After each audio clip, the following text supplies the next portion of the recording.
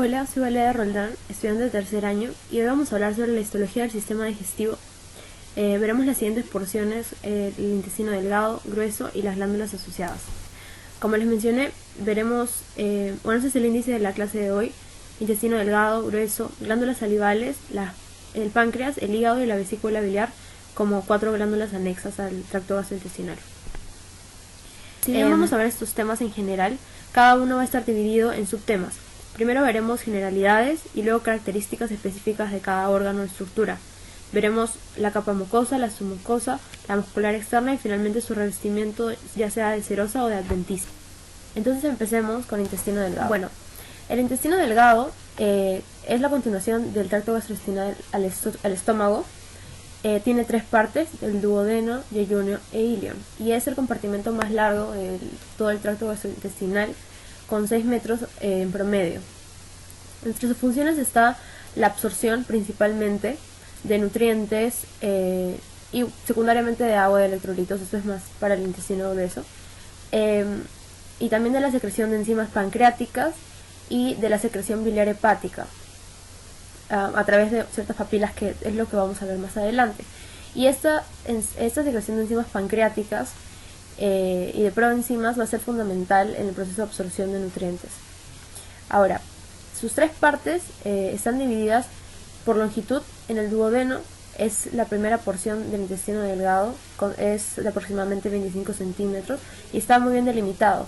Es aquí la porción amarilla, está detrás de el colon transverso, por lo tanto no se puede ver, o sea, es una visión translúcida esta imagen, y tiene 4 partes. Inicia después del píloro y termina en el ángulo duodeno yeyunal, que es reconocible anatómicamente, lo que no sucede con el yeyuno y el ilion, cuyos límites muchas veces es más bien una denominación simplemente por ciertas características bastante difíciles de determinar y solamente por su longitud. Bueno, se ha determinado que el yeyuno consta de 2.5 metros aproximadamente y conforma las 2/5 partes proximales del intestino delgado, mientras que el ilion las 3/5 partes distales, con un promedio de 3.5 metros. Ahora, entrando ya a las características histológicas de este órgano, empecemos por la mucosa. Bueno, el intestino delgado se caracteriza por una amplia superficie de absorción, que es fundamental en su función. Y para ampliar esta área superficial es que hay ciertas adaptaciones características de su mucosa. Empezando por lo más macroscópico están los pliegues circulares, también llamados válvulas de Kerkring.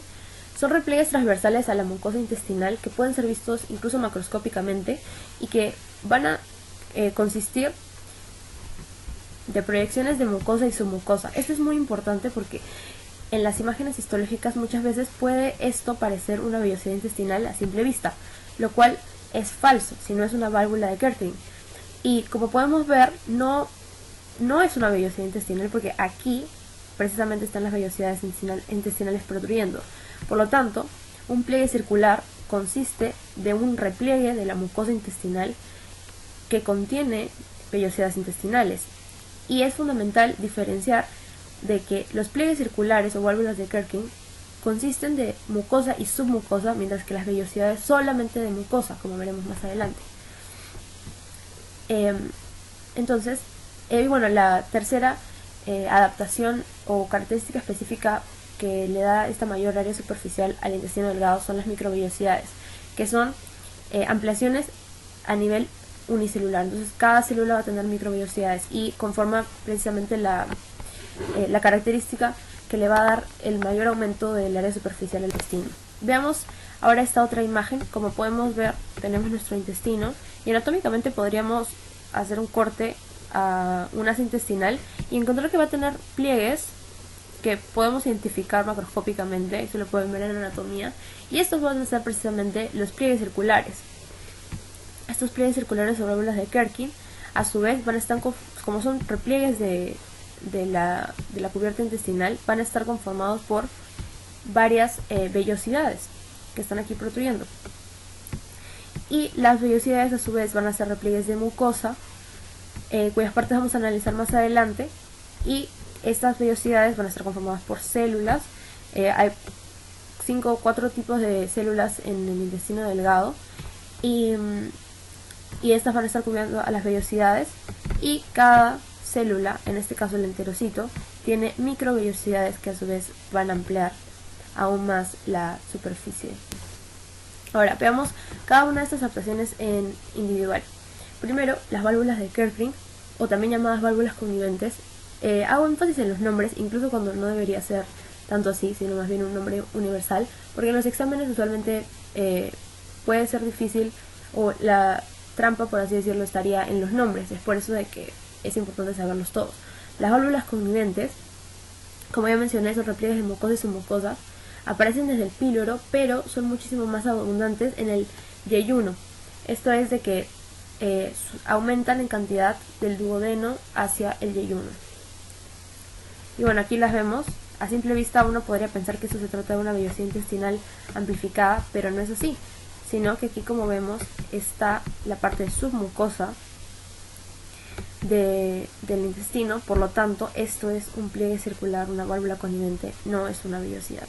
Más bien aquí vemos a las vellosidades protruyendo, que solo consisten de pliegues de mucosa. Aquí tenemos otra imagen y podemos ver bien delimitado, mucho más clara la submucosa, mucho más basófila la mucosa. Por lo tanto, bueno, aquí no se ven tan bien delimitadas las vellosidades, pero aquí sí, las vellosidades protruyendo en la capa mucosa específicamente, mientras que las válvulas conniventes consisten de tanto mucosa como submucosa. Aquí otra última imagen, es lo mismo. Ahora, las vellosidades son el siguiente nivel de adaptación, y son evaginaciones digitiformes, de nuevo solo conformadas por mucosa. Consisten de epitelio cilíndrico simple y van a consistir de múltiples tipos de células. Las más conocidas, o las que tienen el rol de la absorción, fundamentalmente son los enterocitos. Algo también importante es que en el centro van a ver como un orificio bastante transparente, claro, que es un vaso linfático, también llamado vaso pilífero o central o lacteal, que básicamente va a ser un vaso linfático que va a ser importante en la absorción de moléculas más grandes.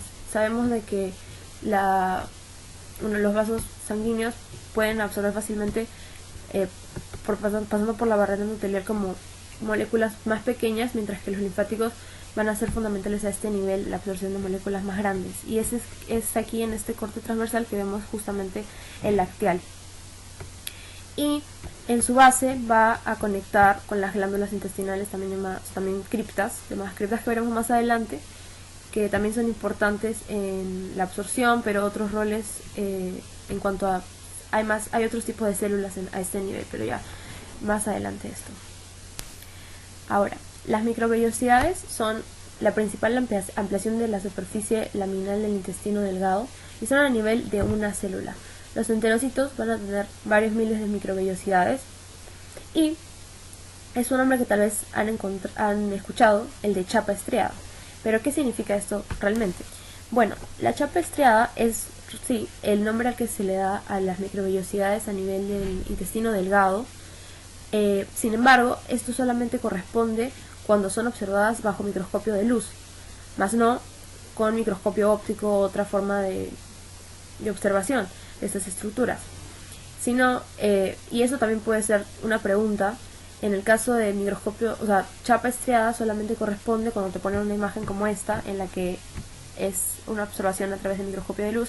Justamente podemos ver aquí las microvellosidades protruyendo por el borde apical de los enterocitos, que son estas células del epitelio cilíndrico simple. Estas son dos vellosidades, como que una junta a la otra. Es el espacio intervellosidades. Y en este caso sí sería correcto llamarlo chapa estriada. Sin embargo, si es que nos pusieran una imagen de una foto tomada bajo microscopio óptico, microscopio electrónico, no se llama chapa estriada, sino borde estriado o microvellosidades. Ahora, Es muy importante cómo saber que estamos en el intestino delgado al observar una imagen histológica. Primero, las vellosidades, que es lo más evidente. Luego, las glándulas intestinales secretas del Lieberkühn. Luego, el GALT asociado. Y por último, la muscularis mucosae. Son los rasgos esenciales. Vamos a explorar esas 4 características de forma individual. La característica más fácil tal vez de reconocer en cuanto a, digamos, intestino delgado. De nuevo, el epitelio a este nivel es simple cilíndrico y con no olvidar el actial, el vaso linfático en el centro. Otra cosa también que es importante recordar, tenemos un linfático a este nivel de la mucosa y por lo tanto también puede haber infiltración de células del sistema inmune, por ejemplo los linfocitos, y es precisamente lo que se va a ver en muchos casos. Por ejemplo, a este nivel vemos de que hay un linfocito infiltrado a nivel del epitelio. Este que está señalando mi mouse es un linfocito que es bastante basófilo, bastante oscuro. Y si te pusieran en el examen una flecha señalando a este linfocito, sería el linfocito intraepitelial, porque está infiltrando el epitelio. Mientras que si estuviera aquí en la lámina propia, en el actial, pues sería un linfocito, simplemente. Aquí de nuevo vemos a una vellosidad y podemos también observar las microvellosidades proteínas del borde apical de los enterocitos. Ahora, las glándulas intestinales o criptas de Lieberkühn son otras estructuras que también son características de tanto el intestino delgado como el intestino grueso. Y bueno, básicamente van desde la muscular de la mucosa, aquí la vemos, la muscularis mucosae o muscular de la mucosa, y desembocan a la altura de la base de la vellosidad. Por lo tanto, son estas de aquí, las que estamos viendo acá. Estas son las criptas del Lieberkühn o glándulas intestinales. Y bueno, se van a ubicar en la lámina propia celular, pero van a consistir de un centro de células que comparte con el epitelio o células del epitelio intestinal. Ahora, el GALT son las siglas para Gut Associated Lymphatic Tissue. Básicamente el tejido linfático asociado al intestino. Y bueno, básicamente va a estar ubicado en la lámina propia. Lo que podemos ver a nivel del intestino son las placas de Peyer, que son estos nódulos linfáticos que son bastante distintivos. Bueno, los nódulos tienen esta forma circular con un centro un tanto más acidófilo que su borde o corona, y están ubicados a nivel de la lámina propia. Y una característica del intestino delgado o el intestino en general es que tiene una lámina propia bastante celular. Ya habíamos visto que hay infiltración linfocitaria y también hay secreción de inmunoglobulina A, que es el anticuerpo, la inmunoglobulina específica de las mucosas. Y bueno, placas de Peyer es el nombre propio para los nódulos linfáticos a nivel del intestino delgado, y eso también es importante, o sea, es un nódulo linfático que se llama placa de Peyer nada más. Y otra cosa importante que resaltar es que son mucho más abundantes dentro del intestino delgado, son mucho más abundantes en el ilion, y están ubicadas en el borde antimesentérico, o sea, en el borde opuesto a la inserción del mesenterio. Por último, la característica final para reconocer que estamos en el intestino delgado es la muscular de la mucosa. También tiene igual como vamos a ver en la muscular externa, y que también es algo común en el tracto gastrointestinal, es la disposición en cile, una capa circular interna y una capa longitudinal externa. Algo que también es interesante es ver cómo esta muscularis de la mucosa tiene proyecciones hacia la lámina propia, por lo que incluso podríamos encontrar a nivel de la vellosidad fibras de músculo liso, y serían efectivamente fibras de músculo liso.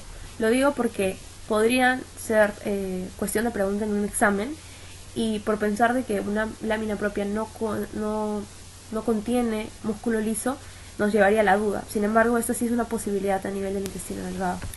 Ahora, les había adelantado ya que el epitelio intestinal, si bien se caracteriza por los enterocitos, que son precisamente las células que cumplen el rol de la absorción de nutrientes y tienen estas microvellosidades de chapa estriada, tienen otras 4 células que también van a ser importantes y que le van a dar al intestino una serie de funciones que ahora veremos.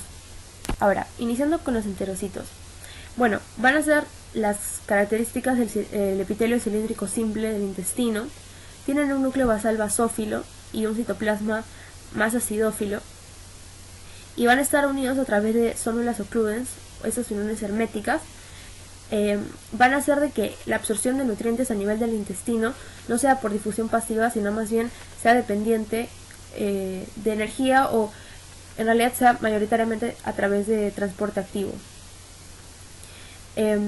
Y bueno, son las que, como ya dije, tienen la función de absorción y secreción de sustancias, porque además de absorber los nutrientes van a también secretar enzimas pancreáticas, enzimas pancreáticas, proenzimas, que finalmente a nivel del intestino van a convertirse en su modo activo y así poder catalizar la degradación o catalizar la destrucción de ciertos nutrientes que llegan al intestino y finalmente sea posible su absorción.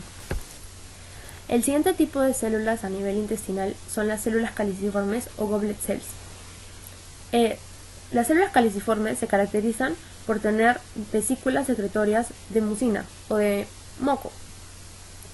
Estos gránulos de mucinógeno van a estar ubicados en la parte apical de la célula y van a generar una hinchazón característica que va a ser observada bajo el microscopio de luz. Sin embargo, también tienen un núcleo basal basófilo, porque ahí se van a contener tanto el núcleo, las mitocondrias y el retículo endoplasmático. Y bueno, aumentan desde el duodeno hasta el hilón distal, y en realidad son mucho más abundantes a nivel del colon, a nivel del intestino grueso. Aquí podemos observar en esta imagen, bajo microscopio de luz, cómo es de que aquí tenemos un enterocito, que es la célula que acabamos de ver, y que al lado tenemos a la goblet cell o a la célula caliciforme con su núcleo basal más basófilo y los gránulos de mucinógeno a nivel apical, que aquí parece como si estuvieran estallando, que le van a dar una visión mucho más acidófila al citoplasma apical. Aquí de nuevo vemos esta imagen en donde vemos, esta es una tinción de Paz, sin embargo esto no es simplemente para mostrarles, esto ya es a nivel de intestino grueso, porque aquí no vemos vellosidades, aquí solamente vemos criptas, pero para mostrarles esta tinción de Paz, lo que va a hacer es teñir el mucinógeno, porque va a teñir aldehídos. Por lo tanto, aquí la tinción va a ser rosada, y aquí podemos ver muy bien los gránulos de mucinógeno, cómo se tiñen. Aquí de nuevo vemos a los enterocitos, y aquí al lado las células caliciformes con esta hinchazón característica por los gránulos de mucinógeno, que no tiñen. O sea en hematoxilina, en eosina, no van a teñir por la misma fijación, se pierde la tinción y por lo tanto se ve claro, se ve como transparente. El otro tipo de células importantes son las células de Paneth, que van a estar ubicadas principalmente en la base de las criptas del Lieberkühn o de las glándulas intestinales, y que van a tener una coloración acidófila importante, esto es que van a ser rosadas, y es precisamente como van a ser fáciles de identificar. Vemos aquí los gránulos acidófilos. Esta es una cripta del Lieberkühn y vemos que justamente en la base están nuestras células de Paneth, que van a estos gránulos contener lisozima y alfa-defensinas, que son enzimas importantes a nivel de del sistema inmune, el sistema inmune innato, o sea, la primera respuesta inmune a nivel de la mucosa. Las alfa-defensinas van a ser importantes, tanto las alfa-defensinas como la lisozima, en la acción antibacteriana. Y por lo tanto las células de Paneth son importantes en la respuesta inmune, pero también van a ser un signo de patología. El aumento de células de Paneth es un signo que puede ser considerado en el diagnóstico, puede ser considerado de alguna forma como un rasgo patológico. Y bueno, como ya les había mencionado, estos son los gránulos de secreción, que son bastante acidófilos, y su citoplasma basal basófilo. Luego, las células enteroendocrinas. Estas son células que ya habían visto con un nombre igual en el estómago y van a tener funciones bastante similares. Pues en este caso, de lo que se encargan es de la regulación hormonal, de la secreción de ciertas hormonas o ciertas sustancias candidatas a hormonas. Entre ellas, la CCK, la secretina, el polipéptido inhibidor gástrico, la motilina y de entre las hormonas la somatostatina y la histamina. Básicamente estas células interendocrinas se van a encargar de la regulación de secreción pancreática, pues como sabemos las enzimas pancreáticas son liberadas a nivel del duodeno y bueno, básicamente no van a ser fáciles de diferenciar a nivel con hematoxilina y eosina, pero sí es importante recordar cuál es su función. Por último, las células M. Las células M también, consideradas células M por su rol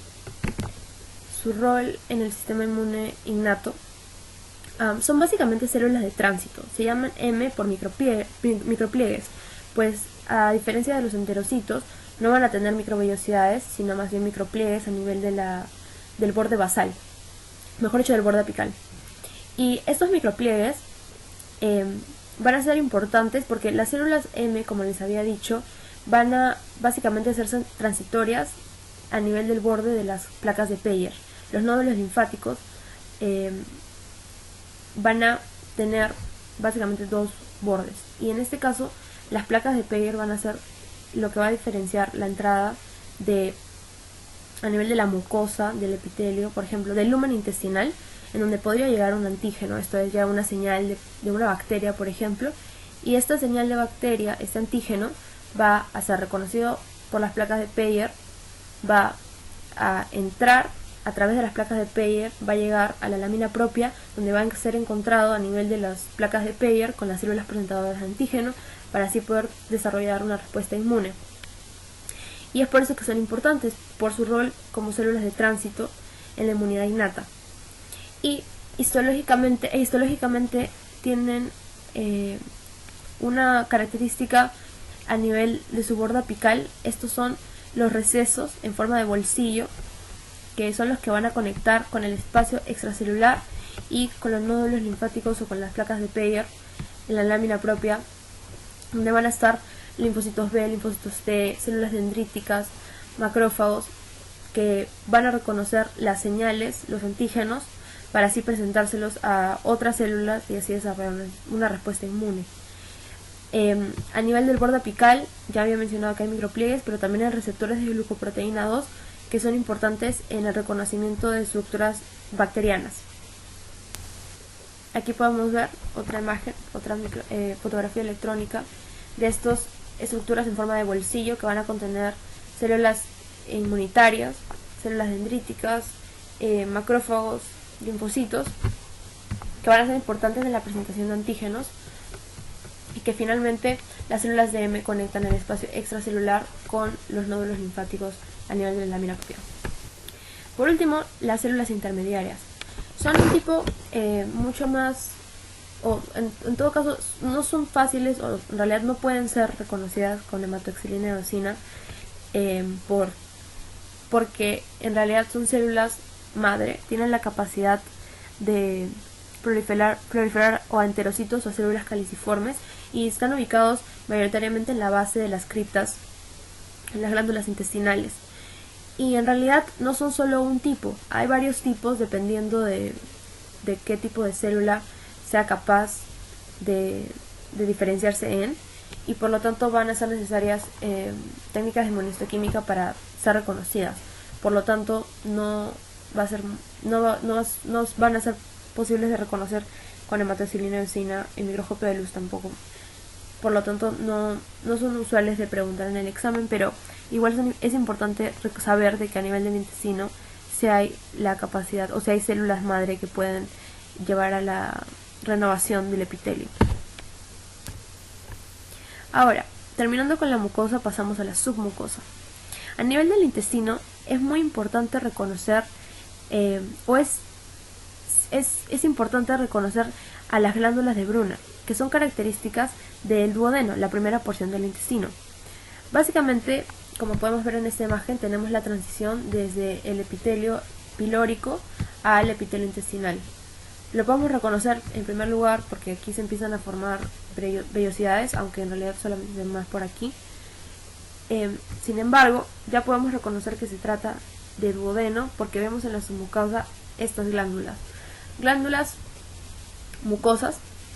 Vemos que tienen son acidófilas, lo cual nos dice que son mucosas. Esto ya lo veremos más adelante cuando veamos glándulas, pero son glándulas de secreción alcalina que se van a ubicar justamente en la submucosa, que consta de tejido conjuntivo denso, y esta submucosa también va a tener tejido adiposo que nos podrá ayudar a diferenciar. Sin embargo, va a ser fundamental en reconocer de que solo el duodeno tiene estas glándulas a nivel de la submucosa, las glándulas de Brunner, mientras que el yeyuno y el lineo no las tienen. Aquí de nuevo vemos las glándulas de Brunner en un corte más pequeño, son acinos mucosos. Vemos que tienen un citoplasma bastante acidófilo y un núcleo basal aplanado, y aquí en el tejido conjuntivo denso que conforma la submucosa. Aquí de nuevo vemos aquí un esbozo de microvellosidades, todavía no están muy bien diferenciadas, pero así vemos claramente de que, bueno, criptas intestinales aquí, pero sí vemos claramente aquí las glándulas de Brunner en la submucosa. Ahora pasemos a la muscular externa a nivel del intestino delgado. Ya les había mencionado, y en general como casi todo el tracto gastrointestinal va a estar compuesto por una cile, una circular interna y una longitudinal externa. A nivel del intestino delgado van a haber dos tipos de ondas importantes en la contracción, ya la contracción de segmentación y la contracción de peristalsis. Y es importante saber de que la capa circular interna de la muscular externa es la que va a realizar la contracción de segmentación, mientras que la contracción de peristalsis va a ser un esfuerzo conjunto entre la circular interna y la longitudinal externa. Algo también importante que recordar son los plexos. El plexo de Auerbach se va a encontrar entre estas dos capas, y aquí lo vemos entre ambas capas, la circular interna y la longitudinal externa. Aquí otra vez el plexo de Auerbach. Ahora, hemos terminado con el intestino delgado y vamos a pasar a la siguiente porción del tracto gastrointestinal, el intestino con generalidades.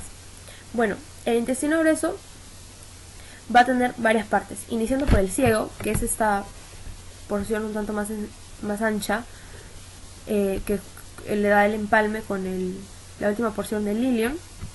El apéndice vermiforme o el apéndice ileocecal, que va a ser esta proyección en forma, esa elongación. Luego el colon, que a su vez va a tener tres partes: el colon ascendente, el colon transverso, el colon descendente y por último el colon sigmoides. Y continuando con el intestino grueso va a seguir el recto y el conducto anal. En su totalidad el intestino grueso va a tener una longitud aproximada de 1,5 metros y su función más importante es la reabsorción de agua y electrolitos. Características que podemos reconocer macroscópicamente van a ser las tenias del colon, que son prolongaciones de la longitudinal externa, y son estas que vemos aquí. Estas tenias o parecen como rayas que van a cubrir los bordes del colon, van a ser prolongaciones de la longitudinal externa y terminan a nivel distal del colon sigmoides. Otra característica macroscópica son las austras colónicas, que son estos ensanchamientos, estos como colinas que van a formar la superficie del colon. Estas austras van a ser especializaciones de la capa circular interna de la muscular externa. Por último, los apéndices omentales, que son también llamados apéndices epiploicos, son cubiertas de tejido adiposo que van a estar cubriendo las tenias mayoritariamente y sí, son básicamente grasas. Ahora, iniciando con la mucosa. Llegando al intestino grueso ya no vamos a tener vellosidades intestinales. Ahora solo vamos a reconocer glándulas intestinales o criptas de Lieberkühn, y estas son muy abundantes y más largas que en el intestino delgado. También aquí vamos a ver un aumento en la abundancia de células caliciformes o goblet cells.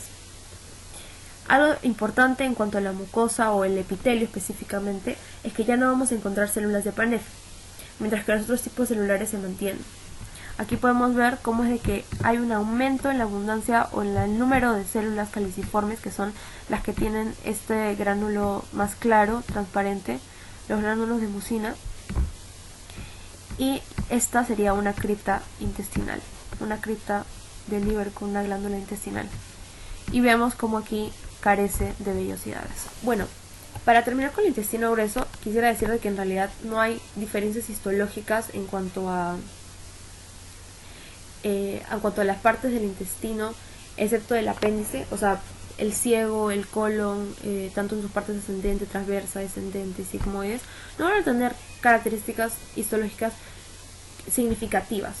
De hecho, va a haber algunas cosas pequeñas, como por ejemplo de que la cantidad de células linfoides en las partes más distales del colon disminuye, pero son cosas mínimas. Por lo tanto, aquí la diferencia es básicamente colon, intestino delgado, y ahora veremos, tienen como órgano, tiene una implicancia en el sistema inmune. Sin embargo, esto no está muy bien, o sea, todavía no se conoce realmente cuál es la función del apéndice, o si tiene alguna. Podría ser también un órgano vestigial, aunque hay bastantes teorías al respecto. Ahora, la muscularis de la mucosa es difícil de reconocer y muchas veces no se encuentra. Sin embargo, aquí también permanece la estructura en forma de cilia en la muscular externa. Por último, en cuanto al intestino grueso, bueno, terminando el intestino grueso va a haber una conexión con el recto, pero también con el ano finalmente. Ahora, si bien esta porción ya es parte del sistema urinario que se verá en otra unidad, quería mencionar lo de la zona de transición anal, que es importante. Aquí podemos ver cómo es de que a nivel del recto se mantiene el epitelio cilíndrico simple que recubre la mucosa, y que al llegar al ano este cambia a un epitelio primero simple plano, y que va a convertirse eventualmente a escamoso estratificado, y esto por la cubierta ya de piel que eventualmente se va a queratinizar más adelante, pero primero inicia esta transición del epitelio cilíndrico que recubre el ano al epitelio primero escamoso simple y por último escamoso estratificado, característico del ano. Como todo sitio de transición es importante porque justo aquí es donde se pueden dar metaplasias y que podrían tener un potencial maligno eventualmente. Ahora entremos a glándulas salivales. Glándulas salivales mayores, que es justo lo que vamos a ver ahora, son órganos pares y que se caracterizan por tener una cápsula de tejido conjuntivo, en donde van a encontrarse los vasos y conductos excretores de las sustancias que van a sintetizar. Bueno, en esta clase vamos a hablar sobre las tres glándulas salivales mayores, la parótida, sublingual y submandibular. Bueno, los conductos excretores van a ser de 4 tipos. Primero, los conductos excretores propiamente dichos, que son los que están aquí a la derecha, en realidad son de la imagen aquí de la izquierda. Este conducto grande es el conducto excretor, y en realidad en la parte más proximal, o sea más cercana a la glándula salival, van a tener un epitelio cúbico. Sin embargo, este epitelio va a ir cambiando conforme se acerque a su desembocadura en la boca. Estos son los conductos que desembocan en la boca, no los estriados. Aquí hay un error, disculpen. Y como menciono, va a ir cambiando su epitelio de cúbico a pseudoestratificado, a cilíndrico simple, a cilíndrico estratificado eventualmente conforme llegue a la boca. Por otro lado, los conductos excretores estriados van a tener epitelio cilíndrico. No tengo una foto en esta diapositiva, pero lo veremos más adelante. Van a tener una forma característica como una rodaja de piña, y esto es lo que les da su nombre de estriados. Van a tener estriaciones a nivel de citoplasma que le van a dar esta forma característica. El otro tipo de conductos excretores son los interlobulares o intercalares, que como su nombre indica están entre lóbulos. Se encuentran una glándula excretora, un conducto entre dos lobulillos, pues se trata de un interlobulillar y van a consistir de epitelio cúbico. Por último, los intralobulillares van a estar, por otro lado, dentro de los lobulillos y van a consistir de epitelio cilíndrico y de una luz grande. Aquí precisamente tenemos, bueno, no, en realidad esto es un conducto interlobulillar. Vemos aquí el tejido conjuntivo denso, tejido conjuntivo que está recubriendo a este epitelio cúbico. Este se trata de un interlobulillar porque vemos que está entre dos lóbulos aquí. Este es uno y este sería otro. De nuevo aquí la imagen. Aquí podemos ver un conducto intralobulillar. Como observamos, está dentro de un lóbulo, mientras que este se encuentra entre dos lóbulos. Este sería un interlobulillar. Perdón.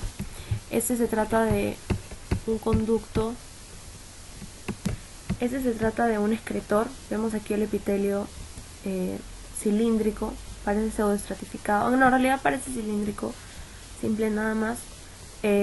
Y sí, vemos acá como el tejido conjuntivo lo rodea. Por lo tanto, no podríamos decir que es intralobulillar porque tiene una cubierta bastante amplia de tejido conjuntivo. Y bueno, aquí vemos aquí el conducto excretor, que también es otro, de tejido de epitelio cilíndrico estratificado. En realidad acá es cilíndrico simple y puede estar transitando. Ahora sí, entrando a lo que son las glándulas salivales per se, van a haber bastantes tipos de glándulas salivales dependiendo de la unidad excretora que tenga. Estas porciones excretoras de las glándulas van a llamarse cialonas o adenómeros glandulares y van a tener tres partes: el adenómero per se o acino, el conducto excretor y el conducto intercalar. Bueno, en realidad estos conductos van a variar dependiendo de la glándula a la que hablemos, pero lo importante aquí en la clasificación de los tipos de glándulas salivales son el tipo de adenómero o de acino que tengan. Van a ser tres tipos: serosos, mucosos o mixtos. En cuanto a los acinos serosos, se van a encargar de la excreción de proteínas y van a tener una forma más bien esferoidal, como de pizza, con una rebanada de pepperoni en la parte basal. Vemos como las células a nivel de los acinos serosos tienen una forma piramidal con un núcleo basófilo en la base, pero es redondo. Y bueno, en realidad el acino en su totalidad es bastante basófilo. Y un ejemplo de una glándula serosa pura es la glándula parótida, que veremos más adelante en individual. Por otro lado, tenemos a los acinos mucosos. Los acinos mucosos son mucho más tubulares, mucho más largos, y van a tener núcleos basales, pero esta vez aplanados, como que aplastados por los granos de mucina en su parte apical, y van a tener células mucho más cilíndricas, ya no tanto la forma piramidal, y bueno, van a secretar mucina. Ahora, en el caso de los acinos mixtos, van a ser, como su nombre indica, una mezcla entre acinos serosos y acinos mucosos, y su clasificación va a depender de qué tipo es más abundante. Van a estar los glándulas seromucosas, por una mayor abundancia de glándulas de acinos serosos que de mucosos, y también van a estar las glándulas mucoserosas por una mayor cantidad de acinos mucosos que de serosos. Una estructura característica de los acinos mixtos son las semilunas serosas o de Januzzi, que son básicamente esas estructuras que podemos ver aquí en la imagen, como se forma una semiluna por una cubierta de células típicas de acinos serosos, como si estuvieran abrazando a este acino mucoso. Estas semilunas de Januzzi en realidad no son propiamente del epitelio, así no se ve realmente, sino que son consecuencias, son un artefacto del método de fijación por el congelamiento o el enfriamiento en nitrógeno líquido. Y es así que en realidad, si es que pudiéramos ver en vivo cómo son los acinos mixtos, pues en realidad es más bien un acino mucoso en el centro, cubierto en su totalidad por las células serosas. Sin embargo, la técnica de fijación lo que hace es como hinchar al acino mucoso y generar de que las células serosas formen esta semiluna solamente en esta porción. Y por eso es que se genera esta estructura característica de los acinos mixtos, las semilunas de Januzzi, que son importantes de recordar. Ahora, ejemplos de glándulas mixtas, glándulas salivales mayores, que son las que vamos a ver a continuación.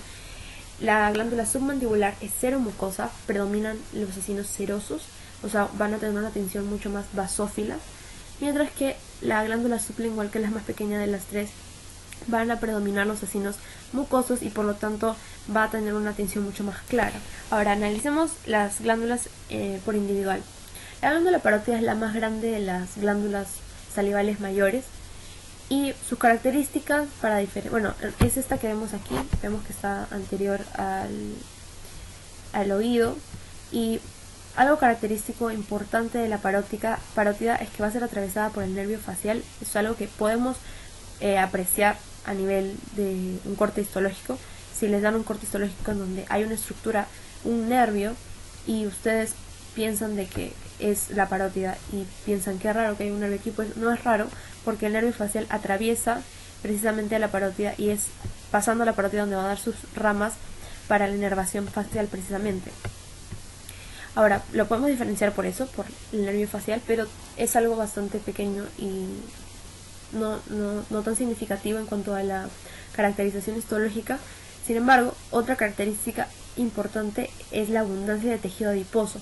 Vamos a ver muchos adipocitos a nivel de la parótida y es algo importante. Por otro lado, van a haber conductos excretores y también una gran cantidad de intralobulares. Y como ya les decía, los conglomerados, los acinos serosos, vemos como tienen una tensión basófila característica y podemos así diferenciarlos de los acinos mucosos. Aquí también tenemos un acino interlobular, un conducto interlobular. Y aquí podemos apreciar otra característica muy importante de la glándula parótida que nos puede ayudar a diferenciarla de las otras glándulas, pero también de, por ejemplo, el páncreas, como veremos más adelante, son muy similares, y es el tejido adiposo abundante. Ahora, la glándula submandibular es una glándula mixta que predominan los acinos serosos. Está ubicada abajo de la glándula parótida en la base de la boca, la vemos aquí. Y como podemos observar, su tensión, su corte en el menor aumento es bastante oscuro, es bastante basófilo, y eso nos ayuda a diferenciarla de una glándula sublingual, que es predominantemente acidófila porque predominan efectivamente las glándulas, los acinos mucosos en la sublingual. Y bueno, aquí podemos ver conductos excretores. Aquí la glándula submandibular va a tener conductos excretores, bueno, en realidad serían interlobulares, que van a desembocar finalmente en un excretor por cada glándula submandibular. Y efectivamente cada glándula submandibular va a tener eventualmente un conducto excretor que va a desembocar a cada lado del frenillo de la lengua, que está en la base de la lengua. Podemos ver aquí en la glándula submandibular es donde vamos a encontrar las semilunas de Januzzi. Vemos aquí cómo se forma esta semiluna, esta cubierta serosa abrazando a las células mucosas, y aquí acinos serosos individuales, que son justamente los que predominan. Menciono lo de las semilunas de Januzzi porque va a ser algo muy importante. Si te muestran un corte en donde ves semilunas de Januzzi y las alternativas constan de las glándulas salivales mayores, pues de todas maneras, y no sabes, te ponen este corte por ejemplo, y en realidad aquí no se nota una predominancia entre acinos serosos y acinos mucosos, entonces tú no podrías realmente decir, se trata de un acino seroso, mejor dicho, se trata de una seromucosa o una mucoserosa. Si no estás seguro, pero ves una semiluna de Januzzi, pues las probabilidades son de que sea la submandibular, que sea la glándula seromucosa, porque en las glándulas mucoserosas, como es la glándula sublingual, las semilunas de Januzzi no son o son difíciles de encontrar. Entonces, hablemos ahora sobre la glándula sublingual. Es una glándula mixta de predominancia mucosa y es la más pequeña de todas las glándulas salivales mayores. Se encuentra ubicada anterior a la glándula submandibular o submaxilar. Y como les había adelantado, es muy raro encontrar acinos serosos. Vemos como en el corte al menor aumento hay una predominancia de tinción acidófila, de tinción más clara. Y es porque la mayoría aquí son glándulas mucosas más que serosas, perdón, acinos mucosos más que acinos serosos, y por lo tanto pues es difícil encontrar tinción basófila. Algo también importante y característico es que aquí en esta glándula, también porque es pequeña y que no tiene un conducto excretor tan diferenciado como en las otras dos, es que vamos a encontrar más que conductos excretores en corte transversal o conductos interlobulares diferenciados como en las otras, encontremos más bien una predominancia tubular. Como vemos aquí, este conducto excretor es tubular y es básicamente la forma en la que lo vamos a encontrar a nivel de la glándula sublingual. Aquí de nuevo vemos aquí semilunas de Januzzi. Sin embargo, como les había dicho, aquí vemos acinos mucosos, una predominancia de acinos mucosos con su núcleo basal aplanado. Y en realidad esta foto de la derecha, o sea, si bien técnicamente se podría tratar de una sublingual porque es mixta, en realidad es muy raro encontrar acinos serosos aquí, es muy raro encontrar semilunas de Januzzi.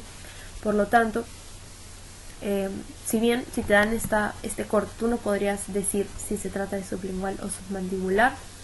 Si es que te ponen en la situación de que es una alternativa o la otra, pues lo más probable es que sea la submandibular. Sin embargo, este corte a este aumento no te lo podría decir. Ahora, continuando con la serie de glándulas anexas al tracto gastrointestinal, hablemos sobre el páncreas. Bueno, el páncreas es una glándula alargada cubierta por una cápsula que va a una cápsula de tejido conjuntivo denso que básicamente va a penetrar el parénquima pancreático y lo va a dividir en lobulillos. Tiene tres partes: la cabeza, que es la que aquí interactúa con el duodeno en su primera y segunda porción, en primera, segunda y tercera porción, luego un cuerpo y por último su cola, que va a interactuar con el vaso, que se ubicaría por aquí.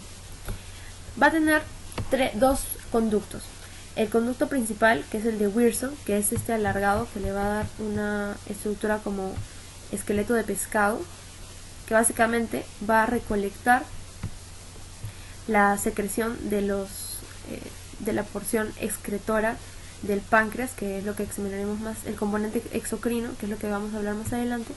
Y también el conducto per se va a tener va a tener también un rol importante, porque las células que lo recubren van a ser también del componente exocrino, y bueno, el componente endocrino, que es parte del parénquima pancreático. Y también va a haber un conducto accesorio, que es el de Santorini, que también va a tener un rol en esta recolección de las secreciones, tanto del componente endocrino como el exocrino, del exocrino, y van a desembocar en la ampolla de váter a nivel de la segunda porción del duodeno, junto con el conducto colédoco, que es de la secreción de las soluciones biliares provenientes del hígado, y también concentradas a nivel de la vesícula. Bueno, el componente exocrino del páncreas es básicamente, o se encarga de sintetizar y secretar enzimas hacia el duodeno que son indispensables para la digestión en el intestino. Básicamente va a estar compuesto de acinos serosos que, como pueden ver en el corte, van a ser muy similares a los encontrados en la parótida, porque el páncreas solamente va a tener acinos serosos y bueno, la parótida es una glándula serosa pura. Por lo tanto, va a ser complicado diferenciar ambas glándulas. Entonces, ¿cómo lo hacemos?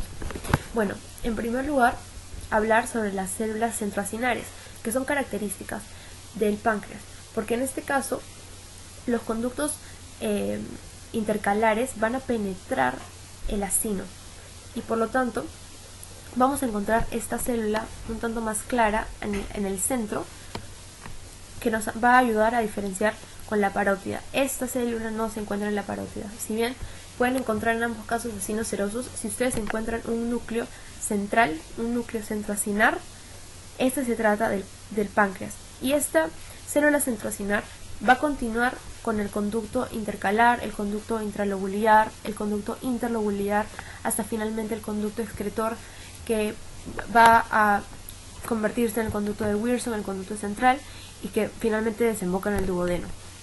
Algo también importante es hablar sobre que en el nivel del páncreas no hay conductos estriados, algo que sí vimos en la glándula parótida, donde sí habían los conductos con forma de rodaja de piña. Y bueno, el componente exocrino básicamente se encarga de la secreción de enzimas digestivas, que en muchos casos son proenzimas o zimógenos, básicamente enzimas que no están todavía en su forma activa, que pueda actuar directamente sobre los nutrientes, sobre las sustancias que llegan al intestino para su absorción, sino que van a necesitar la activación a través de otras enzimas, que son precisamente las que son secretadas por los enterocitos, para que puedan así recién cumplir su acción a nivel de la absorción intestinal. Ahora, el componente endocrino del páncreas va a ser realizado por unas estructuras llamadas islotes de Langerhans. Son estas estructuras más claras que podemos ver, rodeadas de acinos serosos. Estos islotes de Langerhans básicamente se van a encargar de la secreción de sustancias endocrinas, como son el glucagón, la insulina y la somatostatina. Van a tener una conformación en cordones rodeados de capilares fenestrados. Esos capilares fenestrados significa de que va a haber básicamente una conexión entre la sangre y el componente endocrino directamente, y esos capilares fenestrados nos indican que van a haber fenestras, o sea, van a haber orificios importantes. Ahora, si bien no va a ser posible diferenciar los tipos de células de los islotes de Langerhans con tensiones como la hematocilina y eosina, sí es importante mencionar cuáles son. Las células alfa, que se van a encargar de la secreción de glucagón, las células beta, que van a ser un tanto antagonistas a las células alfa y van a encargarse de la secreción de insulina, y por último las células beta, que se van a encargar de la secreción de somatostatina. Si bien estos tres tipos de células son los característicos de los islotes, también se han identificado otros tipos y en realidad hay una rica investigación en identificar otros tipos de células, como podrían ser las células G, que se ha postulado que podrían secretar gastrina también. Sin embargo, esto aún no está confirmado. Y como ya mencioné, si bien no se van a poder identificar fácilmente, sí hay tinciones que nos permiten diferenciar las células alfa y las células beta, como son la tinción de Mallory-Assange y otras técnicas más sofisticadas como la inmunofluorescencia y también por microscopio electrónico. Aquí tenemos otra imagen de un islote de Langerhans. Vemos cómo se diferencia de los acinos serosos de la porción exocrina del páncreas, porque es mucho más acidófilo, mucho más claro, mucho más rosado, que en contraste con el color morado o basófilo de los acinos. Aquí de nuevo vemos cómo en este corte vemos la infiltración del tejido conjuntivo denso de la cápsula del páncreas, que va a poder diferenciar a este órgano en lóbulos, y cómo es que hay porciones más acidófilas en donde se encuentran los islotes de Langerhans, y lo que predomina es el componente, los acinos pancreáticos basófilos. Y por último también vemos aquí a la derecha el conducto exocrino, el conducto excretor, que va a recolectar todo este componente exocrino del páncreas. Ahora hablemos sobre el hígado. El hígado es el órgano interno más voluminoso, la víscera más voluminosa del organismo, con un peso promedio de 1,5 kg. Tiene una cubierta de tejido conjuntivo fibroso llamada cápsula de Gleason, que es importante porque va a penetrar el parénquima hepático, así que causando una diferenciación, una división en lóbulos hepáticos, que si bien en el humano no van a ser muy visibles, van a ser importantes porque estas van a ser unidades en las que vamos a poder diferenciar como estructuras pequeñas del hígado, y que van a tener una importancia funcional. Sin embargo, en las prácticas de histología usualmente no se utilizan cortes de hígado humano, pues como había mencionado, el tejido conjuntivo fibroso es bastante pobre.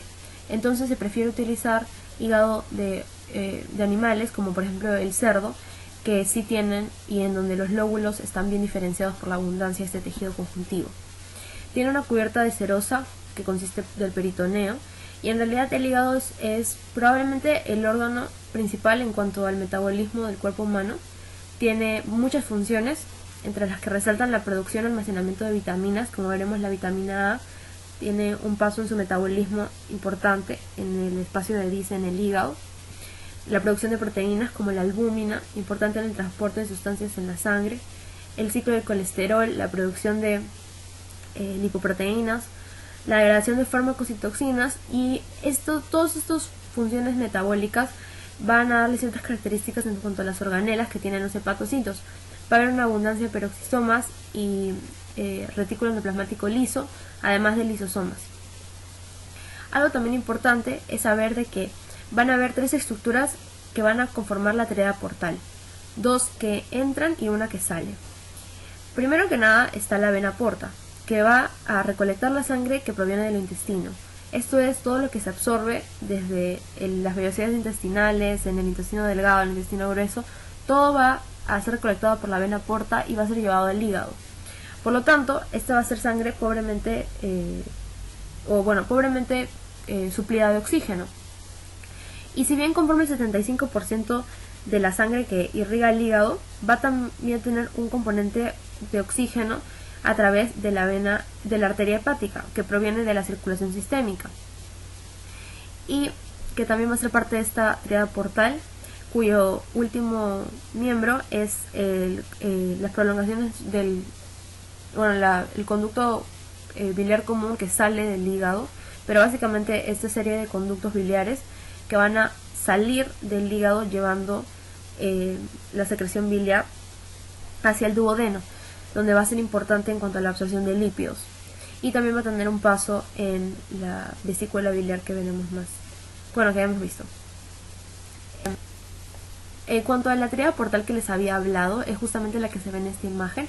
Es importante saber que la vena es siempre la más grande. Es justamente ahí lo mencionan en la imagen, es la rama de la vena porta, es la más amplia de todas, con el lumen más grande, y es bastante sencilla de diferenciar en cuanto a las otras estructuras. Sin embargo, lo que puede ser un poco más complicado es diferenciar entre la rama del conducto biliar y la rama de la arteria hepática. Para esto, lo que utilizamos es el conocimiento de que el endotelio que reviste a la arteria hepática va a ser mucho más aplanado, mientras que el conducto hepático va a tener un epitelio cúbico, que lo podemos apreciar bastante bien, está bastante diferenciado en esta imagen y nos va a permitir diferenciar entre estas estructuras.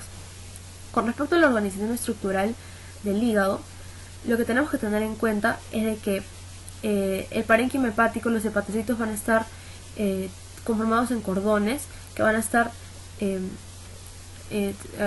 delimitados por capilares sinusoidales. Estos capilares sinusoidales además van a tener un espacio perisinusoidal o de Dice que se va a encontrar entre el parénquima y el capilar, y va a tener también una importancia funcional. Esta es otra imagen de la triada portal. Como podemos ver, la vena bastante grande, y también podemos identificar fácilmente aquí al conducto biliar, que es la que está más superior en esta triada, en todo este estroma que lo reviste, que tiene el epitelio cúbico bastante diferenciado, y a su derecha se encuentra la rama de la arteria hepática. Si bien se llama triada portal, en realidad también tiene otros componentes, como serían los vasos linfáticos, que de todas maneras acompañan a estos vasos, estos conductos. Sin embargo, se mantiene el nombre de triada portal por un tema de consenso. Ahora, en cuanto a la organización estructural, vemos como por la filtración del tejido conjuntivo proveniente de la cápsula vamos a encontrar una diferenciación en lobulillos hepáticos. Estos lobulillos van a tener una vena central, que es una vena hepática, y que va como que recolectar la sangre que sea parte de este lobulillo. Va a tener en sus ángulos, cada lobulillo, por ejemplo aquí, va a tener ramas de la triada portal, rama de la arteria hepática, rama de la arteria porta, y también rama del conducto biliar que está saliendo. Algo también importante es determinar el espacio periportal o de Mal, que es donde se postula que se origina la linfa, que se encuentra entre los hepatocitos y entre el estroma. a este nivel, a nivel de los bordes del lobulillo hepático. Si bien el lobulillo portal clásico, que es el que vimos anteriormente, es como estructuralmente se puede delimitar o diferenciar el hígado, el parénquima hepático, hay otras diferenciaciones funcionales para el hígado. Primero, el lobulillo portal, que es el triángulo que vemos aquí sombreado y que es básicamente una estructura que nos va a permitir diferenciar el componente exocrino del hígado, porque en su centro lo que va a estar es la tríada portal, las ramas de la tríada portal. En los vértices de esta zona, este triángulo, estarían las venas centrales, que en realidad son las que recolectan, por lo tanto no tienen una importancia tan funcional en cuanto al contenido exocrino que está saliendo a través del contenido biliar. Otra diferenciación funcional es el acino hepático, que básicamente va a delimitar 3 zonas en cuanto al alcance de la perfusión que llega a través de la arteria hepática y de la vena porta en menor medida en cuanto a la cantidad de oxígeno que transporta. Y estas 3 zonas van a iniciar desde lo que vemos, la unión de ambos hexágonos, de ambos lóbulos clásicos. Vemos cómo se crea un rombo entre ambas venas centrales y está también entre 2 tríadas portales. La zona 1 es la más próxima a la desembocadura de la arteria hepática, de la sangre proveniente de esta arteria, y es la que tendría la mayor perfusión o la perfusión más rápida, mientras que la zona 2 es la intermedia y la zona 3 es la más cercana al vértice de los rombos, a los vértices más distales y las más cercanos a la vena central. Esto tiene una importancia funcional porque en caso haya una isquemia, haya pobre perfusión a través de la arteria hepática o de la vena porta, pues la zona más afectada sería la zona 3, que está más alejada de la perfusión por la tríada portal y está más cercana a la vena central, mientras que la zona 1 sería la menos afectada y la que tomaría más en ser comprometida en caso haya alguna obstrucción, alguna isquemia. En cuanto al sinusoide hepático, les había dicho de que básicamente sinusoides significa de que va a tener amplias penetraciones, o sea, va a ser bastante permeable al capilar, lo que va a permitir un transporte de las sustancias en cuanto a los hepatocitos hacia el capilar. Y es importante resaltar aquí la presencia del rol de las células de Kupffer, que son estas células triangulares que parece como si estuvieran obstruyendo el capilar, sin embargo son su revestimiento, y son macrófagos especializados del hígado, también llamados macrófagos sinusoidales estrellados. Como macrófagos van a fagocitar sustancias tóxicas que podrían estar ahí. Por ejemplo, las podremos identificar fagocitando carbón, pero también en la imagen inferior vemos cómo absorben la tinta china y es así como los podemos observar. También se ha encontrado de que van a estar implicados en la degradación de eritrocitos y así es como van a ser distinguidos por la fagocitosis o la presencia en su citoplasma de hierro y formando así gránulos de homosiderina. Ahora, en cuanto al espacio perisinusoidal o de Dice, es otra delimitación estructural importante que básicamente es un espacio casi virtual, en realidad no puede ser observado con microscopio de luz, entre el hepatocito y su extremo basal y el revestimiento de los capilares, o sea las células de Kupffer, en donde van a haber células hematopoieticas, pero importante resaltar a las células de hito, que van a ser importantes en la activación o en el metabolismo de la vitamina A, ácido retinoico, y es por lo tanto que también van a tener relevancia patológica. También es importante resaltar que son fundamentales en la generación de hipertensión portal porque hacen fibrogénesis. Por lo tanto, en su esfuerzo por aumentar la resistencia vascular, van a generar más fibras que van a revestir el capilar y así contribuir a la patogénesis. Podemos observar el espacio virtual entre las células de Kupffer, entre el endotelio del capilar fenestrado y el borde basal del hepatocito se encuentra el espacio de Dice. Por último, terminemos con lo que es la vesícula biliar. La vesícula biliar es un saco distensible en forma de pera que se encarga de concentrar y almacenar la secreción biliar, más no se encarga de producirla. Esto es importante porque si no, el extraer la vesícula biliar tendría implicancias importantes en la fisiología porque la secreción biliar es fundamental en la absorción de lípidos. Y sin embargo, cuando se extrae la vesícula biliar por motivos patológicos, pues no hay mayor Problema porque su función no es producir la secreción biliar, sino solo concentrarla y almacenarla. Para esto, la concentración va a ser fundamental la presencia de aquaporinas en el borde basal de las células que revisten a esta estructura, a este órgano, las aquaporinas, y tienen una capacidad de aproximadamente 50 mililitros. La mucosa que la reviste es de epitelio cilíndrico simple y va a ser un tanto difícil, o va a ser similar su mucosa al revestimiento del intestino delgado, y esto también porque va a tener pliegues profundos que van a ser similares a las vellosidades intestinales. También va a tener microvellosidades y va a contar con bastantes mitocondrias. Esto puede ser visto por microscopía electrónica. Algo importante para diferenciarlo de las vellosidades intestinales o del epitelio intestinal es que no va a tener lámina propia en los linfáticos, mejor dicho, va a tener una lámina propia sin linfáticos a nivel de la mucosa, diferente a lo que hemos visto en vellosidades intestinales, que tiene un lactal. Aquí lo podemos ver. Vemos cómo es de que el revestimiento de la mucosa genera estos pliegues que lo hacen similar a las vellosidades intestinales, sin embargo no lo son. También podemos ver que carece de linfático central. Algo también importante es que no va a tener mucosa ni muscular de la mucosa. Al no tener estas capas, la lámina propia delimita directamente con la muscular externa, que no va a tener una exposición en cile como en el caso del resto del tracto gastrointestinal, sino más bien va a ser dispuesta de forma aleatoria. Y algo también importante es identificar los senos de Rokitansky-Ashov. Esto, si bien no se sabe realmente cuál es su función como tal, los senos de Rokitansky-Ashov sí pueden ser signos de patología, y son básicamente este recubrimiento de epitelio cilíndrico simple a nivel de la lámina propia. Estos senos de Rokitansky-Ashov son típicos de la vesícula biliar y son también otro signo que nos va a permitir diferenciarlo del intestino en caso haya esa confusión por estas protuberancias que pueden ser similares a las vellosidades intestinales. Bueno, para terminar, hagamos un resumen de las estructuras que hemos visto hasta ahora.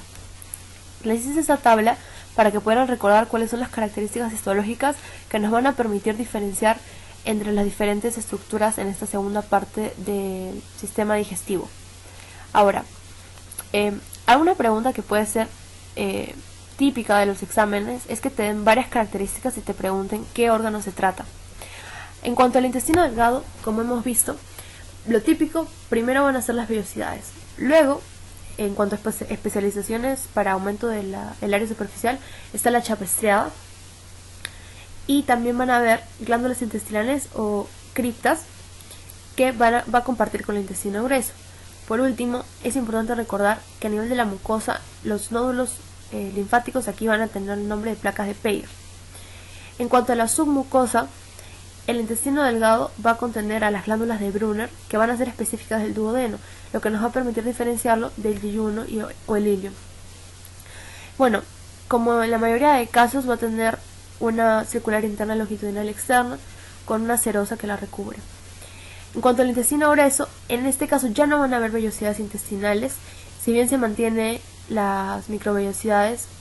También es importante recalcar de que va a haber una mayor cantidad de células caliciformes o células o goblet cells, y también se permanecen las glándulas intestinales y que van a también ser mucho más profundas. En este caso, el tejido linfoide asociado va a aumentar y se mantiene la muscular externa y la serosa con respecto al intestino delgado. En cuanto al apéndice, va a ser una estructura similar al intestino grueso, pues es parte de, o sea, es anexo a, y también tiene células caliciformes, tiene las glándulas intestinales, carece de vellosidades de igual manera, pero la característica fundamental y que nos va a permitir diferenciar el apéndice es la abundancia de los nódulos linfáticos. Los nódulos linfáticos a este nivel van a ser bastante grandes y van a estar en toda la lámina propia de lo que es el apéndice. Y bueno, comparten la muscular externa y serosa con los dos anteriores. En cuanto a la vesícula biliar, vamos a tener de que en este caso va a ser similar al intestino delgado. Como hemos visto hace poco, va a tener los senos de Rokitansky-Ashov que nos van a permitir diferenciar. Y en cuanto a las características similares, van a estar estos pliegues circulares que son que van a ser similares a las vellosidades intestinales, y los que nos va a permitir, bueno, lo que nos dificultaría la identificación con intestino delgado. Sin embargo, no tienen musculares mucosa y tampoco tiene submucosa. Algo también importante es que, si bien tiene cile, no va a ser cile per se, va a tener una muscular externa, pero que no tiene una distinción como circular interna longitudinal externa, como en los otros casos, como todo el tracto gastrointestinal.